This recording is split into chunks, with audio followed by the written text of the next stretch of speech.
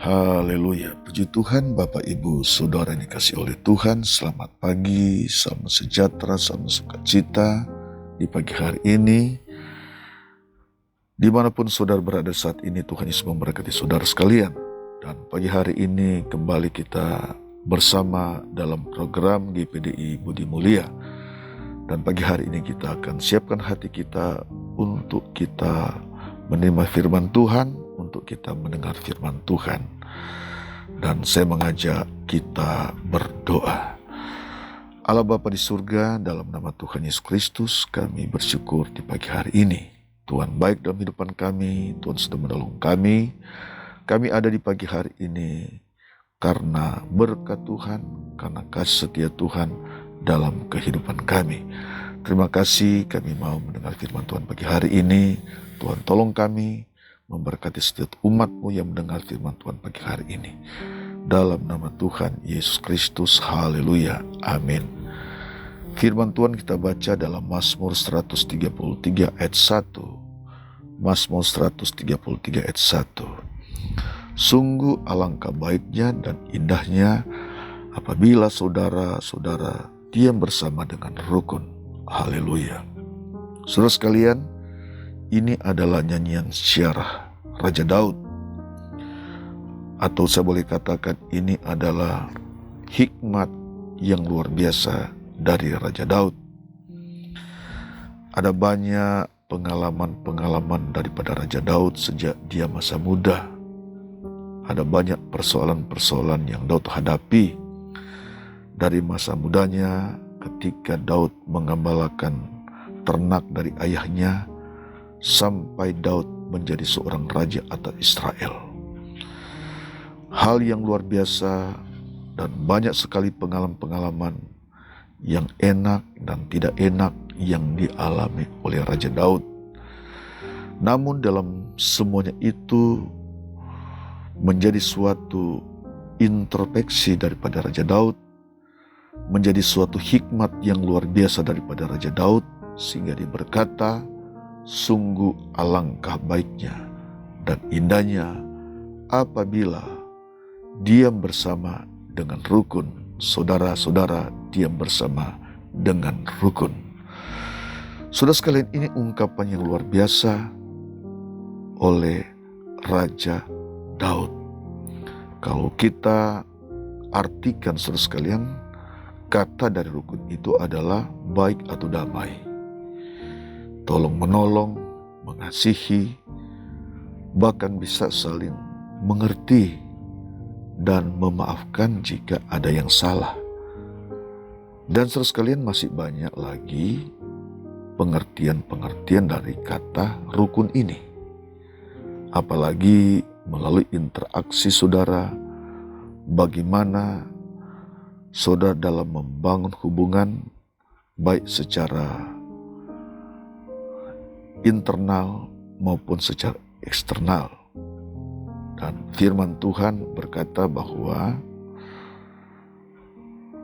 baik atau sungguh alangkah baik dan indahnya apabila diam bersama dengan rukun. Saudara sekalian, rukun itu, hidup bersama itu sangat penting di dalam perjalanan kehidupan kita sebagai orang percaya, sebagai kita anak Tuhan, sebab rukun itu adalah ajaran firman. Hidup damai itu adalah ajaran firman Tuhan. Dan itu adalah suatu keindahan kata firman Tuhan. Jika tidak rukun, tidak damai, berarti tidak indah. Tidak indah dalam pemandangan Tuhan. Tapi apabila ada kerukunan, ada damai, ada kasih, ada saling menolong, itu adalah suatu keindahan di hadapan Allah, dan itu adalah ajaran firman Tuhan kepada kita, kepada gereja, kepada semua anak Tuhan. Kalau kita melihat saudara sekalian, fakta-fakta yang kita lihat sekarang, kejadian-kejadian yang kita lihat sekarang, bangsa-bangsa tidak rukun, saling menyerang, saling menunjukkan kehebatannya, Ini yang terjadi di akhir-akhir ini. Ada banyak alasan-alasan sehingga mereka membuat peperangan. Bukan hanya di situ, saudara sekalian, antar kehidupan manusia, fakta-fakta yang tidak rukun, ada banyak masalah. Kita lihat di televisi, saudara sekalian, ada banyak berita-berita. Di media-media sosial ada berita-berita bagaimana kehidupan manusia di akhir zaman ini. Hidup menciptakan tidak ada kerukunan. Ada yang menciptakan kerukunan, ada yang menciptakan ketidakrukunan. Nah, saudara sekalian, namun saudara sekalian, kehidupan manusia diberikan pilihan. Diberikan pilihan, kalau saudara rukun maka ada kedamaian. Maka kalau saudara tidak rukunnya ada kehancuran, tidak ada damai dalam hidup. Namun saudara sekalian, kita sebagai gerejanya, kita sebagai anak Tuhan, apapun yang menjadi masalah kondisinya, firman Tuhan mengajar kepada kita ciptakan keindahan ini. Kita ciptakan kebaikan itu dengan rukun. Kita duduk bersama, kita diam bersama. Nah, ini yang Allah ajarkan di dalam kehidupan saudara. Memang ada banyak yang membuat saudara atau kita sehingga kita tidak hidup dalam rukun. Kita tidak hidup rukun. Saudara sekalian, iblis menaruh dengki, iblis menaruh iri hati, iblis menaruh dendam dalam hati kita. Ketika kita tidak taruh firman Tuhan dalam hati kita, ketika terjadi kekosongan dalam hati kita, maka iblis dia datang membisikkan, menabur benih iri hati, mementingkan diri sendiri. Dan itu adalah dasar-dasar munculnya persoalan-persoalan. Dari persoalan hati menjadi satu persoalan yang physically. Dan itu kita lihat kejadian-kejadian sekarang. Namun saudara sekalian, pagi hari ini kita diajar oleh firman Tuhan, kita harus hidup rukun, kita harus berjaga-jaga dalam hidup ini. Kita harus waspada di dalam kehidupan ini.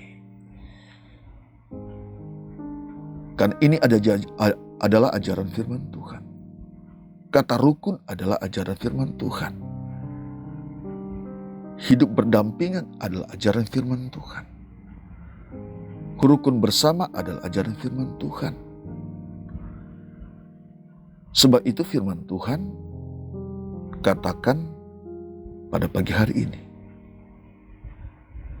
Firman Tuhan menasihati kepada kita. Ini adalah satu kerinduan Tuhan kepada gerejanya. Kepada kita sebagai anak Tuhan, siapapun saudara.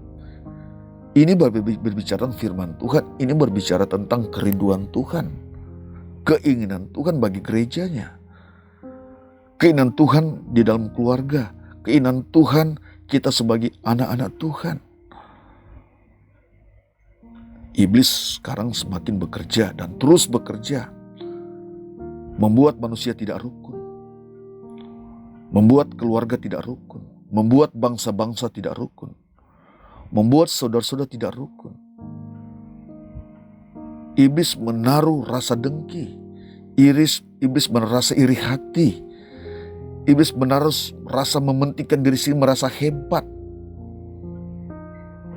Dan ini yang dilakukan oleh iblis sekarang di akhir zaman ini. Dia semakin bekerja untuk menghancurkan kehidupan manusia. Namun Alkitab mengajarkan kepada kita agar kita waspada, agar kita berjaga-jaga. Sebab itu firman Tuhan ajarkan kita di pagi hari ini, saudara sekalian. Mari kita lihat di dalam Yakobus 3 ayat 16. Yakobus 3 ayat 16 berkata begini, sebab di mana ada iri hati dan mementingkan diri sendiri, di situ ada kekacauan dan segala macam perbuatan jahat. Sangat ngeri, saudara sekalian.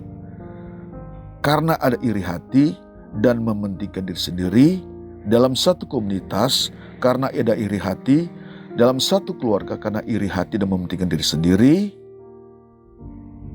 karena dalam keluarga ada kesombongan, ada keangkuhan, maka Alkitab berkata di situ ada kekacauan dan segala macam perbuatan jahat. Memunculkan segala macam perbuatan jahat, saudara sekalian. Dan ini fakta yang terjadi. Persoalan hati, mementingkan diri sendiri, muncul dalam satu action physically, saling menyerang. Saudara sekalian, apa yang firman Tuhan akan terjadi? Sebab itu kita harus berjaga-jaga. Sebab itu kita harus waspada dalam kehidupan ini. Kita butuh firman untuk mengontrol kita. Kita butuh kebenaran untuk mengontrol kita. Kita tidak diajarkan oleh Alkitab, oleh firman Tuhan untuk kita saling berperang, untuk kita saling menyakiti. Tidak diajarkan. Kita tidak diajar oleh firman untuk kita saling menendam, kita saling iri hati, kita saling mementingkan diri sendiri. Tidak diajarkan kita atau kita saling bermusuhan. Itu tidak diajarkan oleh firman Tuhan. Tapi ajaran firman Tuhan adalah kita diam bersama dengan rukun, saudara sekalian. Seperti firman Tuhan katakan di pagi hari ini. Kan, ini menjadi kerinduan Daud. Ini menjadi kerinduan daripada Allah, saudara sekalian. Ini Allah ajarkan dalam firman-Nya. Alkitab adalah firman, mengajar kepada kita, menuntun kepada memperbaiki kehidupan kita, kehidupan saudara, agar kita tidak berjalan keiri hatian, agar kita tidak berjalan dalam keegoan kita, tapi kita berjalan kehendak Tuhan. Puji Tuhan. 1 Petrus 5 ayat 8 berkata begini, sadarlah dan berjaga-jagalah, lawanmu si iblis berjalan keliling sama seperti singa yang mengaum-ngaum dan mencari yang dapat ditelannya. Nah, firman Tuhan kata mari kita berjaga-jaga. Jaga hati kita, berjaga-jaga. Kita taruh firman Tuhan dalam hati kita dan kita berjaga-jaga, kita waspada di akhir-akhir ini. Lawanmu si iblis, kata firman Tuhan, berjalan keliling sama seperti singa yang mengaum-ngaum dan mencari yang dapat ditelannya. Jangan sampai saudara sekalian kita menjadi target dari iblis. Mari kita berjaga-jaga agar kita tidak target dari iblis. Ketika dilema ada kekosongan hati, ketika dia melihat ada iri hati, ada kedengkian, iblis mulai bekerja dari hal yang kecil, lalu dia membuat hal yang besar. Namun firman Allah berkata, mari kita berjaga-jaga dengan cara kita hidup rukun bersama. Itu adalah dasar firman Tuhan. Kalau iblis melihat kita rukun bersama, dalam gereja rukun bersama, dalam keluarga hidup bersama, dalam komunitas kita rukun bersama, saling membangun, saling menolong. Tidak ada kesombongan, tidak ada iri hati. Maka kekuatan-kekuatan, maka berkat itu Allah akan nyatakan dalam kehidupan kita. Dampak dari kita hidup rukun, maka akan Allah alirkan berkat itu. Allah alirkan berkat-berkatnya yang melimpah dalam kehidupan kita. Berkat jasmani dan rohani, berkat sukacita dan sejahtera Allah berikan dalam kehidupan kita. Bahkan berkat-berkat jasmani Allah perintahkan dalam kehidupan kita untuk datang memberkati kehidupan saudara, kehidupan kita semua. Kita berdoa. Bapa di surga, terima kasih di pagi hari ini kami bersyukur kami sudah dengar firman Tuhan. Siapapun yang dengar firman Tuhan pada pagi hari ini, Bapa, Engkau menolong mereka oleh kekuatan kuasa-Mu. Berkati kehidupan mereka saat ini dengan kekuatan firman-Mu, memulihkan mereka, bahkan menyembuhkan mereka kalau mereka ada yang sakit Tuhan. Dalam kekurangan, Engkau memberkati mereka, Engkau mencukupi mereka. Terima kasih Tuhan pada pagi hari ini. Terpujilah nama Tuhan untuk selama-lamanya. Kami bersyukur, berdoa agar berkat Tuhan selalu ada menyertai kehidupan kami semua. Dalam nama Tuhan Yesus Kristus kami berdoa, kami bersyukur di pagi hari. Haleluya. Amin.